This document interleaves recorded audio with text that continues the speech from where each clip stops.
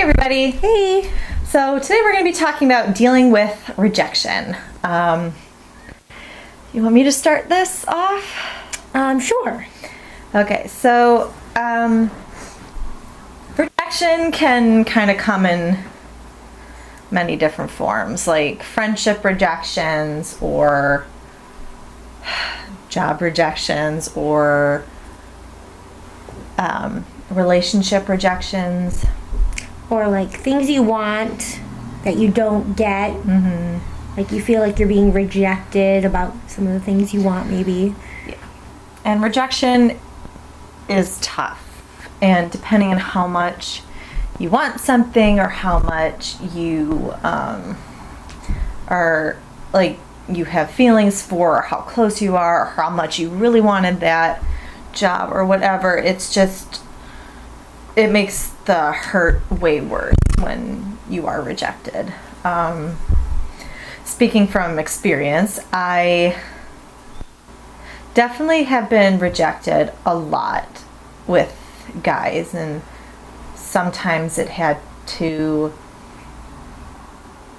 like, sometimes I was rejected by guys who I wasn't really that into, and it was like fine, but other times I really liked this person, I really wanted it to work, and I was hopeful, but you know, they rejected me, or God said no, so that was a rejection in and of itself.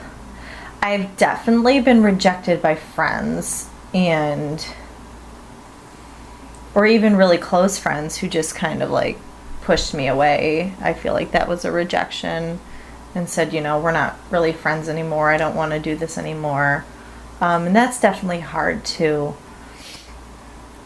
And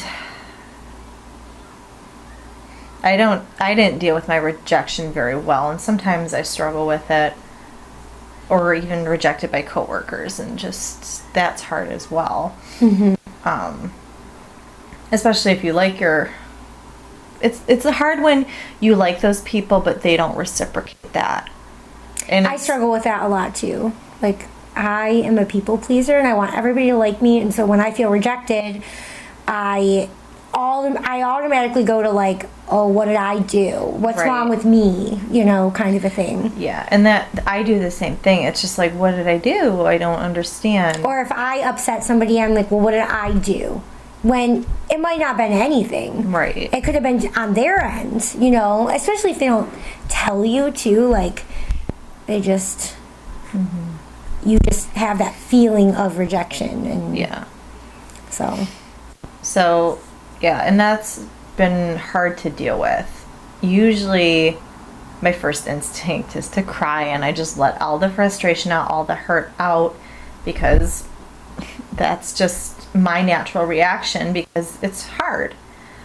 And then I'll either talk to somebody about it, or I'll just pray and just kind of bounce all these thoughts and feelings that I'm having, like, I don't understand. I really don't understand. Why is this like this? Why did that person do this? Why did they say that? Why? And just constantly going back and forth. And depending on the severity or how the closeness or how much I wanted it, like, I'll get over it eventually. But if it's a hard rejection, that usually takes a lot longer, and it takes a lot of healing and a lot of praying and reading and just time. It does take time to deal with. I think too, rejection. like, there's a level of trusting whatever the Lord is doing in the situation, because, you know, rejection on my end of things, there's always some kind of growth process involved in it, you know? Yeah. Which is hard. Growth is always hard. I feel like, I think of like a plant that you're pruning. I feel like a pruned plant, you know, the part that was rejected is cut off, and you still have to like grow it back.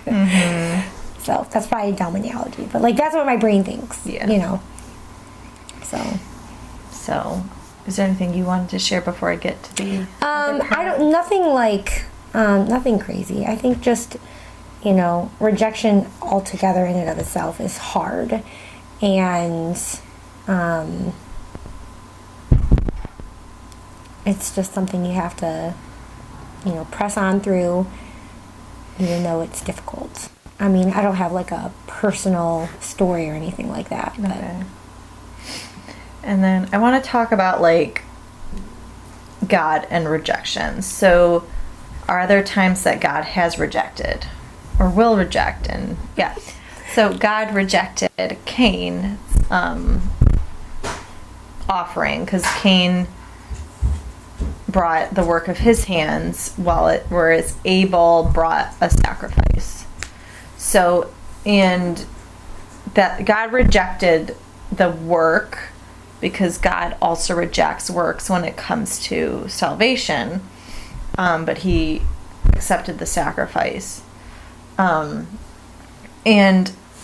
I think it'd be good to note too, like, the rejection was because his heart was in the wrong place. Okay. Like, so like when our hearts are in the wrong place, with God anyway, I could see where that rejection would come from too. Like, if our hearts are not in the right place, whatever we do, that could be rejected because of that, Yeah.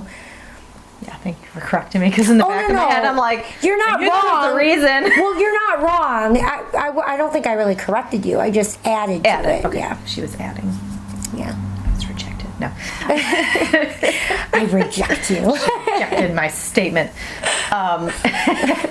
But and it is sad because there will be a time where God does reject people because they have not trusted in Jesus as their Savior, or if they took the mark of the beast. And right. And like you said, like if their heart isn't, even as a believer, if their heart's not in the right place, like their works or something, because when we go to heaven, we're going to be... Right, we get rewards for that. But if it's not in the right place, then those rewards will be rejected. Yeah. Yep. And it is hard. And that's something that it's not like a pleasant conversation. But, there are times God also does not reject us. And when we've deserved it. Or if like we come to him, unless we're in sin, obviously, and we have unconfessed sin, like we can come to him and he'll hear us. We can just come to him and pour everything out, and he's not going to go, well, you've done this, this, and this, and I can't be with you today. It's not going to work out. I think the one benefit is, like, as a believer, we're not rejected by God. Yeah. And he loves us, and he's going to do everything he can. I mean, what is that verse where it talks about how he will chastise us? Yeah. He wants us to come to him. So if we've, kind of been led away, he's going to try to pull us back. Mm-hmm. He won't just reject us for, sinning and, like, leaving. He won't reject us for sinning and then, he'll always try to pull us back to him. So when we do have to, or we're feeling like we have to possibly reject somebody, and we're back and forth about it, we're not sure, then obviously we have to go to God in prayer and say, what's your will? What do you want me to do? I need help. Seeking counsel from godly people is another great thing to do. Reading the Bible, praying. And I know for me, the Lord has always made it clear, like, this is a no. And it's hard for me because I really hate having to put my foot down with things and just hurting other people. Well, I think also too, like, depending on what the rejection is, like, somebody that you don't know very well, like you said, it's not as hard to reject. But when you know the person and you're rejecting, maybe not them as a person, but like something that they have worked on or something that's important to them, that is much more difficult. And I think just being as kind as you can in a way that isn't going to hurt their feelings. It probably will still hurt. I mean, come on. It's like ripping a Band-Aid off. Yep. So I think it's just a matter of pulling them aside and talking to them one-on-one, especially not in front of a bunch of people, right? You want it to be more personal. Right. And, going to God is the first and most important thing. And then pulling them aside and saying, this is why, right? I think a lot of times people get rejected, but they never understand why. Right. And then there's always this lingering, like, I don't understand. But if you talk to the person and you give them reasons why, that will help. Right. And obviously doing it in love and not like, don't go like not gossiping about the person. Right. And just stuff like that. And, you know, gossiping and bad mouthing and just like, even if it's like something, you know what I'm saying? Yeah. So it's just like there are right and wrong ways to handle it. And we want to make sure that we're doing it wisely, I guess wisely. Well, yeah, because there's and, a way, I mean, there's definitely a right, I wouldn't say right and wrong. Maybe that's too black and white. But like, okay. There's a gentle way to do things, and then there is a more aggressive way. Right. And you want to try to stay on the more gentle side, but still being firm, so that you know what you're, trying to get across. Can be very hard. So I can be the first one to say that I'm probably really bad at it. I probably lean more towards the gentle side, and I'm not quite as firm because I worry about hurting people's feelings as well. Yeah. So I'm not very good at like, no, this isn't the way. Well, I go, well, that might not be a good thing, or whatever. Like, I'm just not as firm as I could be. But everybody stinks at rejecting, and then we all stink at being rejected too. Like, it's all a learning process, an and unhappy growing. Spot to be in. So, yeah. But it's not impossible to get through.